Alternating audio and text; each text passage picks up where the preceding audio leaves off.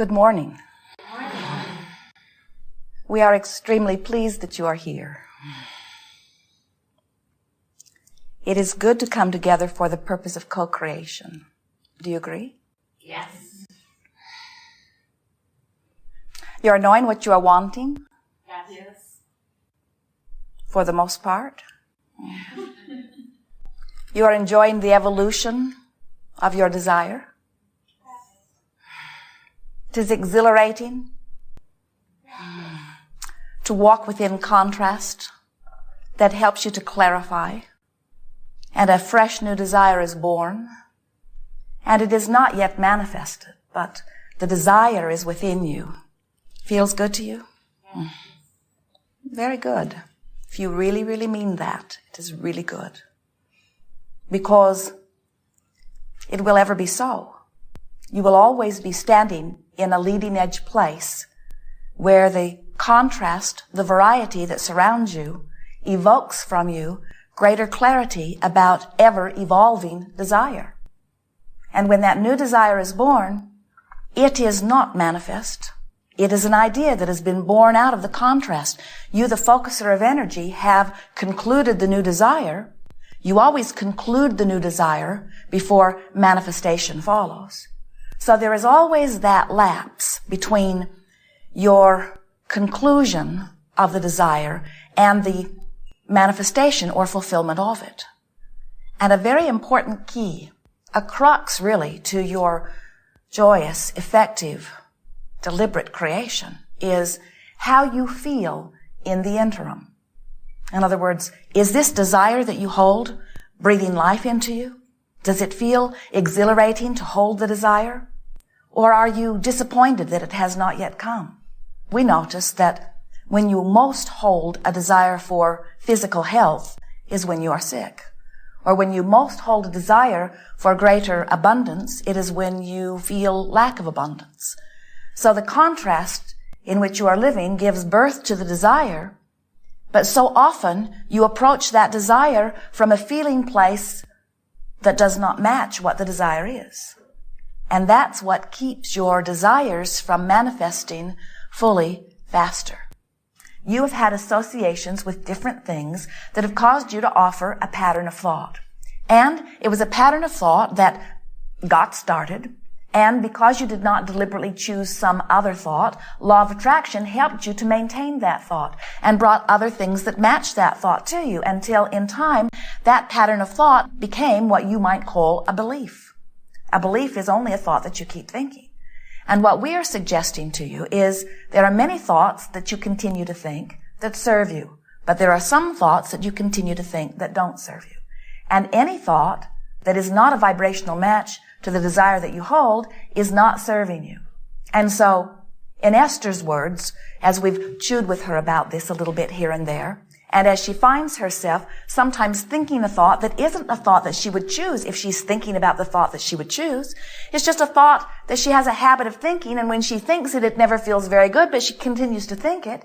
And so as we said to Esther, why not play this game of virtual reality? In time, she said in very strong words, I can damn well choose the thoughts that I think. She sort of got all in this strong determination. I can choose what thoughts are my dominant vibration. And that's what we want you to think in terms of this virtual reality. We want it to be only a game where you deliberately practice thoughts that feel good for one purpose only, and that is to choose the thought that you choose and make the thought of your choice the dominant thought, instead of running around with some thought that you do not choose being the dominant vibration within you. It's an interesting thing. As we watch your television, it gradually but consistently, steadily indoctrinates you to the idea of physical decline. And little by little by little, that thought begins to feel so normal that when you think it, you don't even notice that your guidance system is saying, this thought doesn't match your desire. You become accustomed to the way uncomfortable thoughts feel. Virtual reality will begin to help you feel less comfortable with thoughts that are not serving you. In other words, it will awaken your guidance system within you. You will become more aware of the thoughts that you are thinking. So here's how virtual reality works. Just like you are a movie director, you set the scene. You decide where it will be. We encourage you to choose some place that feels good to you, some place that you're pretty sure you could go to for 30 seconds and feel good while you're there. So the whole thing is going to take place over about 30 seconds. You're going to pick a place. You're going to decide what time of year it is. And all of these decisions that you're making are all for one purpose of assuring you of a good feeling moment. So where is my favorite place, and what is my favorite time of year to be there, and what is the perfect time of day to approach this place? And in that process, your mood will begin to evolve within you. And then you say, and what is my mood? And hopefully it's a high-flying, good-feeling mood. And who else is there? You get to decide. It might be someone else. You might be there all alone.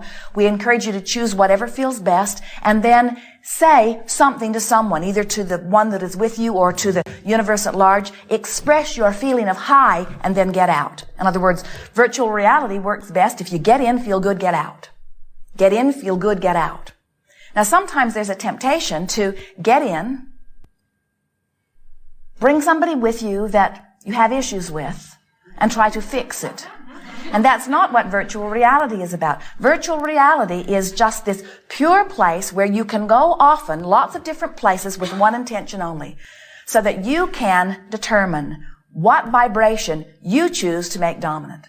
And with far less effort and practice than you think, you will begin to more and more consistently vibrate in a place that feels good and therefore allows what you want to flow into your experience. So the benefits of virtual reality are these. First, it feels good while you're there. And what a wonderful use of life that is. Next, as you vibrate there for a little bit, you establish a vibration within you which causes other thoughts that match that thought to be more accessible to you. The better it gets, the better it gets. A little bit of practice brings a good feeling moment, which causes law of attraction to activate and bring other thoughts. So once you get the hang of this, you just go from good thought to good thought to good thought to good thought to good thought to good thought. But 30 seconds is really enough. For example, you would not create a magnificent house, move in with the person you love, and then notice that the roof is leaking, and then bring a repairman in who does a bad job, and then overcharges you, and then wrestle him to the ground, and get his boss to come and remedy it, and then feel triumphant for the struggle that you have succeeded in. We're going to encourage you to do some virtual realities with us, because once you show yourself that you can find a place that feels good and achieve a vibration, now you've mastered deliberate creation, because that's all it is. Deliberate creation is much more about the art of allowing than anything else. And you have to understand that what the art of allowing says is that you are extensions of source energy. You are in these physical bodies, yes, but you are much more source energy than you are this flesh, blood, and bone that you see in your body. You are extensions of source.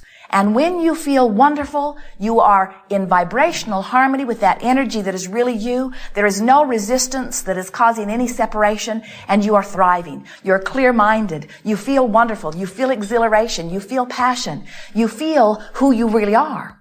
When you feel angry or frustrated or worried or guilty or any of those things that don't feel so good, what that always means is you have chosen a thought, and probably not on purpose, a thought that felt comfortable because it's a habit of thought, but it is not in vibrational harmony with who you really are. And so the art of allowing is discovering and practicing so that they come easily, thoughts that allow you to be who you really are. And you know when you're who you really are. You watch the little ones, and you say to some enthusiastic, energetic, eager little child, oh, he's full of himself. And we say, you said it exactly right. He is in this moment, not in any way choosing some thought that is pinching him off vibrationally from who he really is. So he is in his moment of exuberance and in his moment of eagerness, exhibiting the full-blown him, you see. And that's what virtual reality will do for you a little bit at a time. It will help you to practice being who you really are until practicing who you really are begins to feel so normal to you that it will be odd when you feel uncomfortable. It will be odd when you feel unhappy. It will be odd when you feel guilty or blameful or critical. It will feel so normal for you to feel good. So, Wow. we think you've got it. In other words, you understand what to do, don't you? You know what to do. You know what to do. You know what to do. So now you have a sense of what to do. We don't think there's one of you that does not fully have an understanding that you are the creator of your own experience. We think that you have come to full understanding about the vibrational nature of this universe. And we can feel that you know when you are in vibrational harmony with your well-being and when you are not. In other words, we do not think that there is confusion anywhere among you. We do think that you have some practicing to do, because you've been practicing some thoughts that have become dominant in your experience. And we want to applaud you by acknowledging that the majority of the thoughts that are dominant within you are serving you.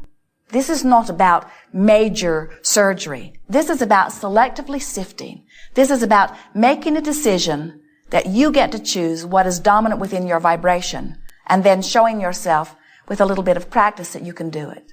And then the most fun part of all is the vibrational universal compliance. Nothing is more exhilarating to us than to watch you making a decision about something from a place of having no idea how to get there, and then reaching for a thought that feels a little better and seeing that recognition within you, and then watching law of attraction begin to reverberate around that vibration, which makes the next thought easier. And then watch you deliberately achieve the next thought, and then watch law of attraction reverberate within that, which makes the next thought easier, until you begin to feel on a roll. And with that process, we begin to feel your vibration lifting. We begin to feel your heart get happier. We begin to feel you more optimistic. We begin to feel you, without even knowing it, readying yourself for the culmination of a manifestation that will please you. And nothing is more exhilarating to us than to watch the manifestation occur on the heels of your deliberate effort, because then you understand that you are the deliberate creator of your own experience. There is nothing more fun than to make a decision from a place of not knowing how to do it, reaching for it, achieving some awareness of what you are doing, offer a little deliberate mind control, bringing yourself deliberately into a vibration of your choice, and then watching the entire universe comply to your vibration. The freedom that comes in that knowledge is what you are all about. The basis of your life is freedom. You are so free you can choose bondage. Your quest, your intention, is that of joy.